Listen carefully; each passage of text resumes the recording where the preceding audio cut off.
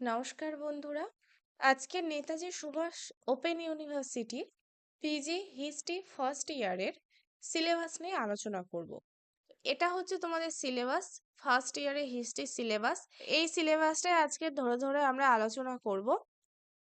ভিডিওটা পুরোটাই তোমরা দেখো, কারণ সিলেবাস না বুঝলে কিন্তু বিষয়বস্তু বুঝতে এবং কোন টপিক থেকে কি ধরনের প্রশ্ন আসতে পারে এই জিনিসগুলো বুঝতে কিন্তু অসুবিধা হবে। আর যেহেতু তোমরা এমএ করছো, তাই উপর উপর থেকে পড়লে হবে না আর। তোমাদের বিষয়গুলো ভালো করে বুঝতে হবে, ডিটেলসে পড়তে হবে, এবং তার আগে যেটা দরকার সেটা হচ্ছে সিলেবাসটা ভালোভাবে বোঝার। তো চলো শুরু করা যাক। আচ্ছা, এই সিলেবাসটা আমি আমার টেলিগ্রাম গ্রুপে দিয়ে দেব। লিংক ডেসক্রিপশনে দেওয়া থাকবে, তোমরা চাইলে টেলিগ্রাম গ্রুপে জয়েন করতে পারো। সেখানে এই পিডিএফটা পেয়ে যাবে। এক সাইডে ইংলিশ এবং অন্য সাইডে বাংলা, দুটো ভাষা নিয়ে আমি রেখেছি। যাদের যেটা সুবিধা হবে তোমরা দেখে নিও, আমি ধরে ধরে বিষয়গুলো আলোচনা করে দিচ্ছি। দেখো, তোমাদের ফার্স্ট ইয়ারে 4টে পেপার পড়তে হবে। পেপার 1, পেপার 2, পেপার 3 এবং পেপার 4। প্রত্যেকটা পেপারেই 4টে কিংবা 3টে করে মডিউল আছে। যেমন পেপার 1, পেপার 2, পেপার 3, এই 3টে পেপারে টোটাল 4টে মডিউল আছে। আবার প্রত্যেকটা মডিউল 3 থেকে 4টে ইউনিটে ভাগ করা। শুধুমাত্র পেপার 4-এ 3টে মডিউল আছে। এই হিস্ট্রি সাবজেক্টের ওপরে আমি খুব তাড়াতাড়ি সাজেশনের ভিডিও আনবো। তার জন্য তোমরা অবশ্যই চ্যানেলটি সাবস্ক্রাইব করে অল বাটনটি অন করে রেখো। তোমাদের সিলেবাসে মুঘল সাম্রাজ্যের সূচনা থেকেই শুরু হচ্ছে। ফার্স্ট পেপারের নাম হিস্ট্রি অফ ইন্ডিয়া। সাল 1526 থেকে 1757 সাল পর্যন্ত তোমরা ফার্স্ট পেপারে পড়বে। ফার্স্ট মডিউলটা নিয়ে আগে আলোচনা করা যাক। ফার্স্ট মডিউল 4টে ইউনিটে ভাগ আছে। প্রথমটা হচ্ছে the formation of the Mughal empire, অর্থাৎ মুঘল সাম্রাজ্যের গঠন। এখানে মুঘল সাম্রাজ্যের কিভাবে সূচনা হলো, কিভাবে গঠন হলো, সেই বিষয়গুলো তোমরা পড়বে। Next, unit 2, process of Mughal expansion. এখানে মুঘল সম্প্রসারণের প্রক্রিয়া, অর্থাৎ মুঘল সাম্রাজ্যে কিভাবে ধীরে ধীরে আস্তে আস্তে বিস্তার ঘটলো সেটা তোমাদের জানতে হবে। The nature of Mughal absolutism, Mughal স্বৈরতন্ত্রের প্রকৃতি। এখানে তোমাদের মুঘল যে শাসন ব্যবস্থা সেটা সম্পর্কে পড়তে হবে এই ইউনিটে। এবং ইউনিট 4-এ আছে the emperor and the ruling class, অর্থাৎ পরপর যে সম্রাট বসেছে, যে শাসক শ্রেণী, সেগুলো নিয়ে জানবে। কত নাম্বারের প্রশ্ন আসে পরীক্ষায়, কটা কি লিখতে হবে, সিলেবাসটা আলোচনা করা হয়ে গেলে বলে দেব। আচ্ছা, নেক্সট দেখো, পেপার 1 এখনো চলছে, তার মধ্যে এটা মডিউল 2। আগেরটা ছিল মডিউল 1, এটা মডিউল 2। এর মধ্যে কি কি আছে দেখো, ইউনিট 1-এ আছে দি ক্রাইসিস অফ দি মুঘল অ্যাবসোলিউটিজম, অর্থাৎ মুঘল স্বৈরতন্ত্রের সংকট। নেক্সট, ইউনিট 2, দি জায়গিরদারি ক্রাইসিস, অর্থাৎ জায়গিরদারি সংকট। Next, unit 3, the Mughal society and economy.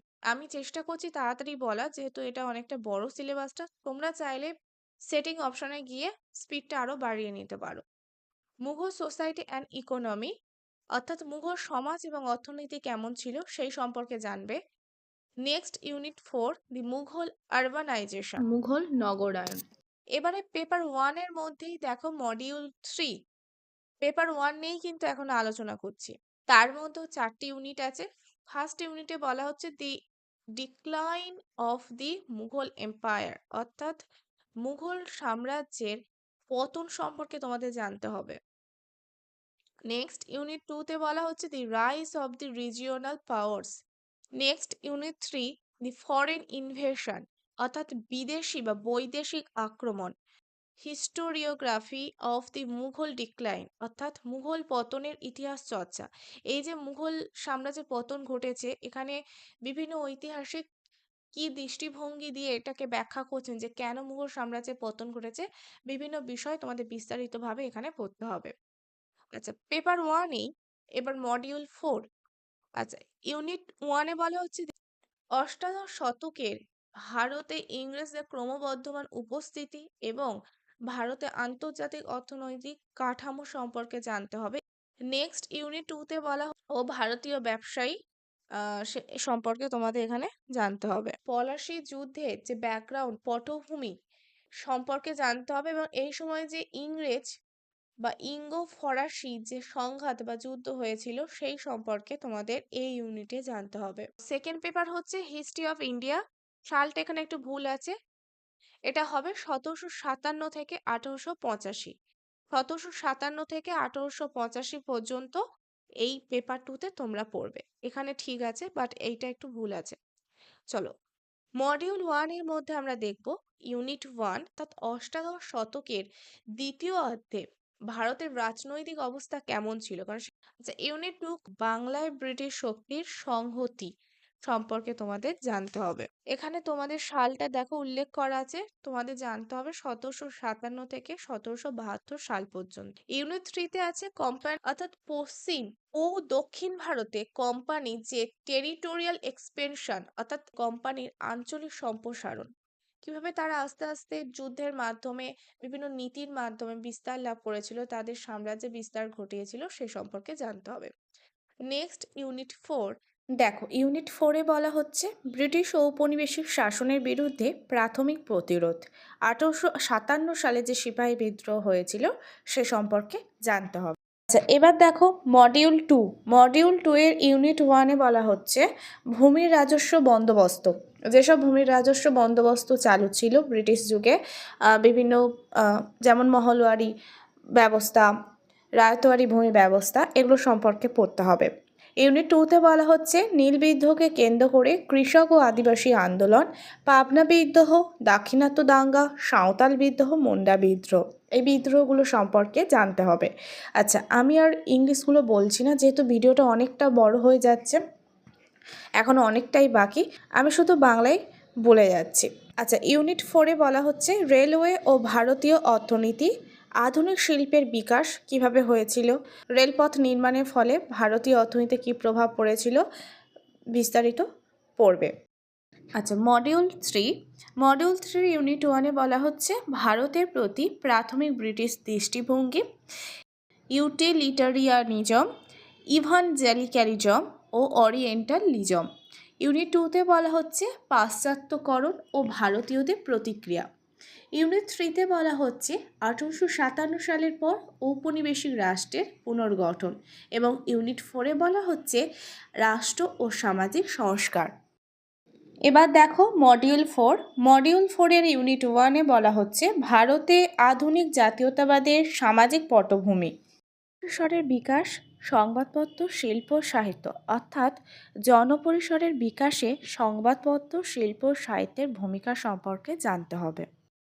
উদারবাদ বা উদারতাবাদ ও জাতীয়তাবাদ, ব্রিটিশ শাসনের অর্থনৈতিক সমালোচনা। ইউনিট 4 প্রাদেশিক রাজনীতি এবং কংগ্রেসের পূর্ব যুগ সম্পর্কে জানতে হবে।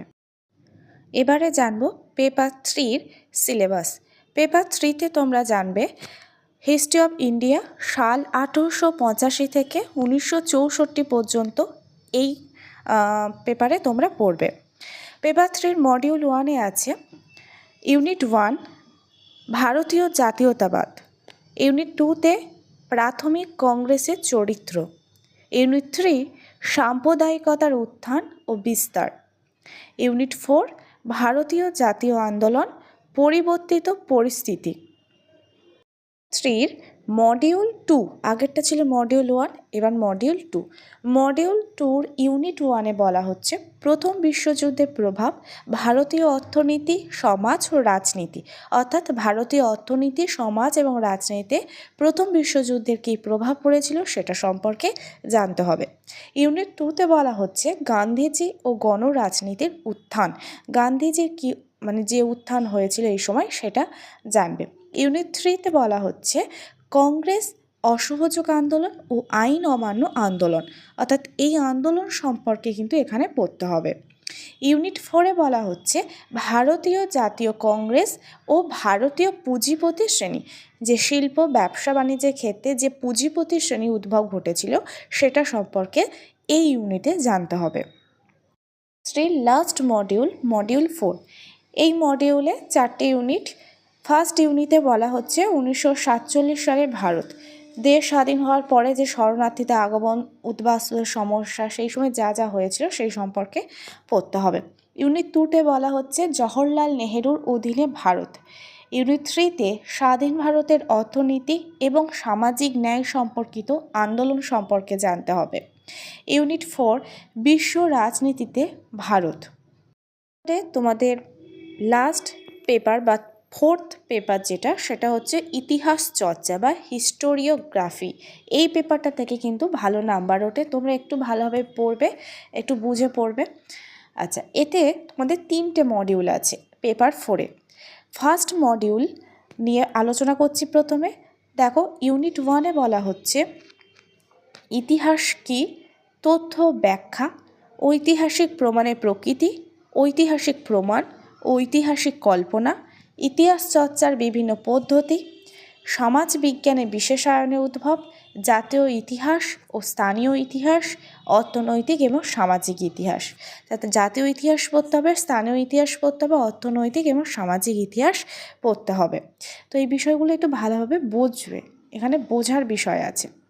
ইউনিট 2-তে বলা হচ্ছে প্রাক আধুনিক যুগে ইতিহাস রচনা, ধ্রুপদী ইতিহাস চর্চার বৈশিষ্ট্য, প্রারম্ভিক আধুনিক ইউরোপে ইতিহাস ও রাষ্ট্রশাসন, আলোকপ্রাপ্তির যুগে ইতিহাস চর্চা, মন্তেস্কিয়ে, ভলতেয়ার, ভিকো ও বিশ্বকোষকাররা, হার্টার এবং গিবন। নেক্সট মডিউল 1ই চলছে এখনও। ইউনিট 3 বিপ্লব, মার্ক্স ও ঐতিহাসিক বস্তুবাদ, ইতিহাস চর্চায় র্যাঙ্কে ও বার্লিন বিপ্লব, র্যাঙ্কে ও বস্তুনিষ্ঠ ইতিহাস, ইতিহাস যেমন সত্যিই ঘটেছিল, অতীতের রাজনীতি হিসাবে ইতিহাস, সার্বজনীন ইতিহাস সম্পর্কে র্যাঙ্কের দৃষ্টিভঙ্গি। আচ্ছা, এখানে ইউনিট 4টাও এর সাথে জুড়ে গেছে, ওটা বাদ দাও। আমি জাস্ট বলে যাচ্ছি, এই বিষয়গুলো কিন্তু তোমরা পড়ার সময় ভালোভাবে বুঝবে। এবার দেখো মডিউল 1-এর ইউনিট 4 ঊনবিংশ শতকের ইউরোপে ইতিহাস ও অগ্রগতির ধারণা, ম্যাকাওলে, অ্যাক্টন ও উন্নতির যুগ, জুল মিশেলে ও ফরাসি বিপ্লব, মার্ক্স ও ঐতিহাসিক বস্তুবাদ। এগুলো সব ছোট ছোট সাব টপিক এখানে দেওয়া আছে, এগুলো সম্পর্কে বিস্তারিত পড়তে হবে। ইউনিট 1-এ বলা হচ্ছে মার্ক্সবাদ এবং অর্থনৈতিক ও সামাজিক ইতিহাসের উদ্ভব, ট্রেভেলিয়ান এবং রাজনীতির সামাজিক ইতিহাস বিষয়ক রচনাসমূহ, মার্কিন যুক্তরাষ্ট্রে নতুন ইতিহাস আন্দোলন। ইউনিট 2-তে বলা হচ্ছে মরিস ডব ও পুঁজিবাদের উত্থান, R.H. টনি ও ইংরেজ বিপ্লব এবং ইংল্যান্ডে ধর্ম ও পুঁজিবাদ। মডিউল 2-র মধ্যেই ইউনিট 3-তে বলা হচ্ছে সামাজিক ইতিহাস, কাঠামো মানসিকতার ইতিহাস, অ্যানাল স্কুল, এটা অ্যানাল হবে, আনাল নয়, অ্যানাল স্কুল। ইউনিট 4-এ বলা হচ্ছে সামাজিক ইতিহাস, শ্রেণীর ইতিহাস, ব্রিটিশ মার্ক্সবাদী ইতিহাসবিদরা, Christopher Hill, Eric J Hobsbawm, E.P. Thompson, নতুন সামাজিক ইতিহাস, নিচ থেকে ইতিহাস, হিস্ট্রি ফ্রম বিলো। মডিউল 3-র মধ্যে ইউনিট 1-এ বলা হচ্ছে 19 শতকের ভারতে ঐতিহাসিক চেতনা উন্মেষ, ওরিয়েন্টালিজম এবং ভারতীয় ইতিহাসের পুনরাবিষ্কার, জেমস মিলের হিস্ট্রি অফ ইন্ডিয়া এবং প্রাচ্য স্বৈরতন্ত্রের তত্ত্ব। আর ইউনিট 2-তে বলা হচ্ছে 19 শতকে অতীতের সঙ্গে ভারতীয়দের সাক্ষাৎ। যে জায়গাগুলো একটু টাইপিং মিস্টেক আছে সেগুলো আমি কারেকশান করে টেলিগ্রাম গ্রুপে দিয়ে দেবো। এছাড়া অরিজিনাল যে তোমাদের সিলেবাসটা সেটাও আমি দিয়ে দেবো গ্রুপে, তোমরা সেখানে জয়েন থাকতে পারো। আচ্ছা, এবারে বলি যে নাম্বার বিভাজন নিয়ে। দেখো, তোমাদের 3টে গ্রুপ থাকবে, একটা group A, group B, group C. তো গ্রুপ এ বা বিভাগ কতে তোমাদের 18 নম্বরের প্রশ্ন থাকবে, 2টো লিখতে হবে, যে কোনো 2টো লিখতে হবে, অপশান থাকবে, 18 নম্বরের প্রশ্ন 2টো। আচ্ছা, গ্রুপ বি অর্থাৎ বিভাগ খতে থাকবে তোমাদের 12 নম্বরের প্রশ্ন, সেখানে 3টে লিখতে হবে, সবগুলোতেই তোমরা অপশান পেয়ে যাবে, 3টে লিখতে হবে 12 নম্বরের প্রশ্ন। গ্রুপ সি অর্থাৎ বিভাগ গতে তোমাদের 7 নম্বরের প্রশ্ন থাকবে, অর্থাৎ প্রশ্নের মান 7, তোমাদের লিখতে হবে 4টে 7 নম্বরের প্রশ্ন থাকবে। টোটাল 100 নম্বরে তোমাদের পরীক্ষা হবে এবং তার আগে তো অ্যাসাইনমেন্ট থাকবে, পরীক্ষার আগে তোমাদের এই অ্যাসাইনমেন্টের পরীক্ষাটা হয়। তো এই গেল তোমাদের নাম্বার বিভাজন। আর প্রত্যেকটা পেপারেই কিন্তু তোমাদের 100 করে থাকবে, পেপার 1, পেপার 2, পেপার 3 এবং পেপার 4। পেপার 4।